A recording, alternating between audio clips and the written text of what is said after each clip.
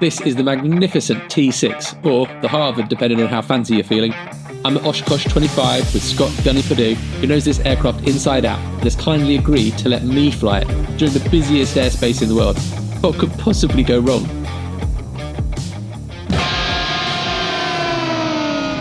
We are riding the tram, which is actually a tractor, over to Warbirds. I reckon a good amount of Mustangs is more than one Mustang, and there is definitely more than one Mustang here. We are here at Warbirds and we are running up to the T-6. It's difficult to describe the scale of this. There are literally hundreds of Warbirds, maybe even 1,000, I don't know.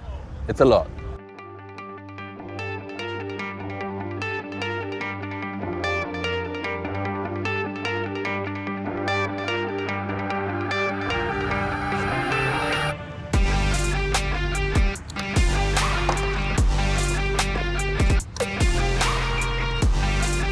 Oh God, that's slippery. You handled that with grace.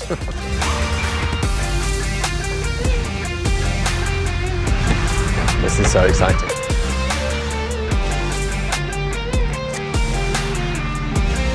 It's 10. How much oil do we get through in this one, Scott?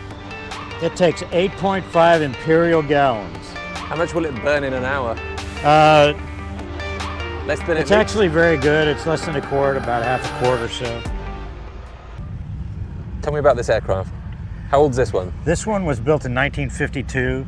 It is a equivalent of an American T-6G model. It's called a Harvard 4. It's built by a Canadian car and foundry in Canada.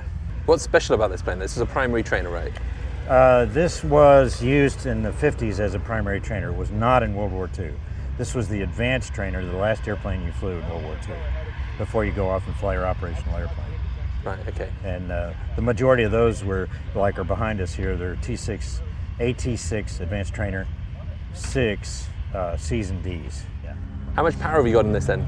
The engine is a Pratt & Whitney 1340, and they call it the Wasp. It was the first engine that Pratt & Whitney did. You think about that. They designed this engine, and then the 985 was after it, which is a smaller displacement, 985 cubic inches.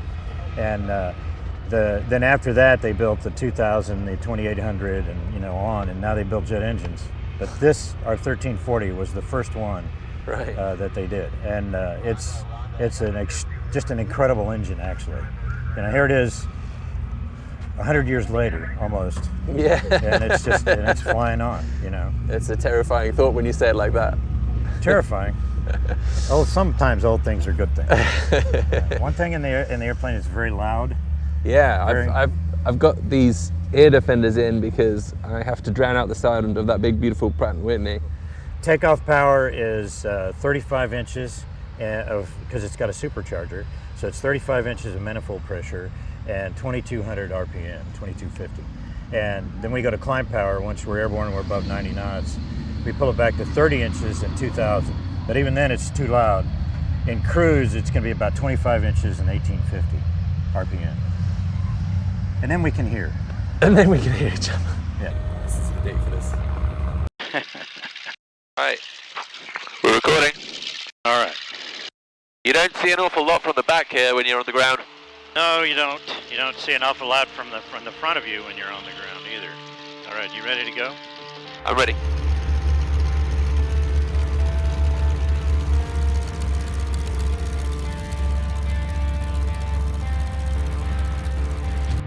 Oh, we are moving. I can feel you pulling the stick forwards and back quite a lot. What's that about? Unlock the tail wheel so I can swivel. Makes it easier to taxi, otherwise the pin drops in the lock. That's how you do tail wheel steering on the ground like we're doing right now. But if I have it forward, it unlocks the tail wheel. Is that a common thing or is that this aircraft? You can find it on just about any T6. It's common in G model airplanes and Harvard 4s, but it's not necessarily common in other T6s. Because it's Oshkosh, the airspace was incredibly busy and we were treated to some amazing planes just sitting on the taxiway. There's a big twin on approach right now. That's a Beech 18 landing. It's a jet landing. That's a L-39. L-39. Wow. That's fast. And another one. I like to travel in pairs. Yellow T-6, runway 27, clear for takeoff. 27, clear for takeoff, Yellow T-6. Pressures and pressures are good, here we go, you ready? I'm ready. Wow.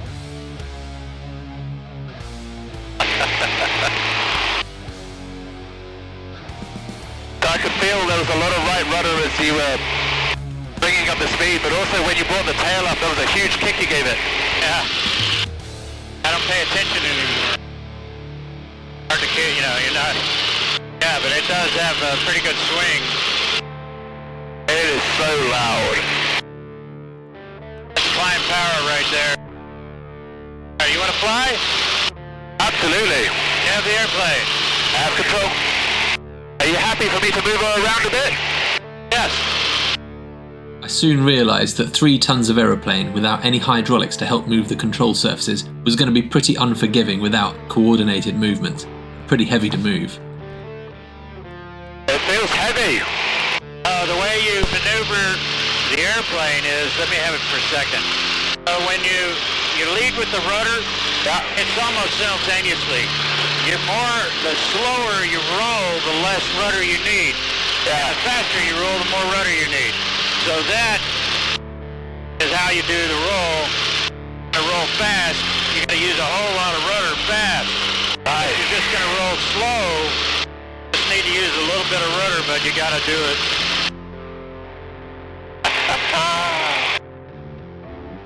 If you're rolling slow, you don't need much rudder and you move it slower. I didn't feel like I needed a lot. But yeah, I can feel you kick it when you're going round hard there. A couple more turns and I could feel the aircraft responding to my touch. Yeah, okay.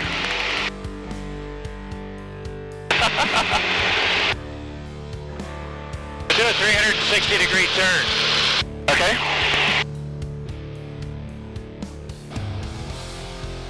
That's good enough, Bank.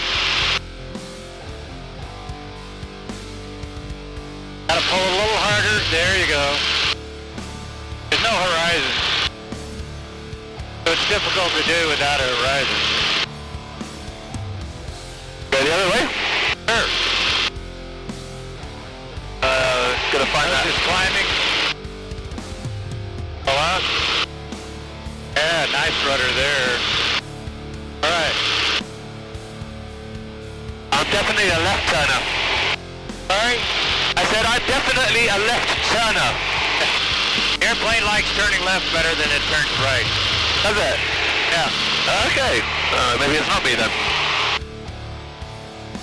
On the way back, we hit the infamous Oshkosh traffic, and we ended up holding over Warbird Island, casually circling with 3 other T-6s, and, because that wasn't interesting enough, 2 Mustangs as well. Totally normal. Everybody's doing great. We're going to clear out the Warbird and Fond du Lac hold here in just a minute. We got a flight of 17 RVs to get down, and then we're going to start calling. I do know there's still a yellow T6 out there. Are you still out there? Yes, sir. Thank you. And then try not to step over each other. Who else is at the island? At the island, not at Fond du Lac, but at the island. You got 2 Mustangs and 3 other T6s. Yellow T6, 2 mile final for 27. Affirmative. Yellow T6, proceed bound for runway 27, reported 2 mile final. It's 2 mile final for 127, Yellow T6, copy. November. I just missed it because it happened under the wing, but there was also a plane landing at the seaplane base.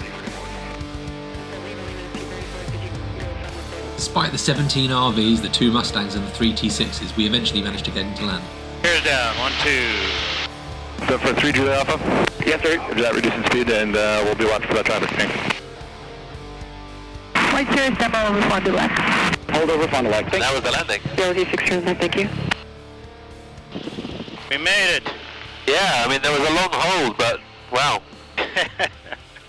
Scott, Now see on the ground. I'm going to be honest with you. Yeah? I couldn't hear anything you were saying for any of that. Really? What an experience, thank you, man. Yeah. What a bird. Okay, so Scott, that was incredible. we were in the hold for a long time though, right? Yeah, I think we spent over 20 minutes in that hold. It wasn't unpleasant for me. What did you say? It wasn't unpleasant for me because out of the window I could see about like 8 other T-6s. At one point we were almost conflicted with a P-51. Like there was a lot going on there. And yeah, there was a two-ship of 51s that were opposite circle on us for most of the time. And this is the only... But they cleared them in, and I keyed the mic and I said, "Hey, yellow T6 is still at warbird." Oh yeah, continue holding. So my first time in this bird, it felt heavy on the controls, more heavy than what I thought it was going to, but it was nice. Like when you kick the rudder in, it goes, right? Yeah, it's a very balanced airplane. It flies very nicely. It's kind of gangly looking on the ground, but it flies very nicely. And the gyroscopic action when the tail comes up and down, like I could see you kick the shit out of the rudder when that came in. That was that's a real factor in this aircraft. It's a real factor, but it's to the point where I don't even notice it anymore. It's just do it. It's like what I do is I look forward, and if it starts not to be forward, then I fix it. Awesome, Scott. Thank you very much. Yeah. Great day out. Yeah.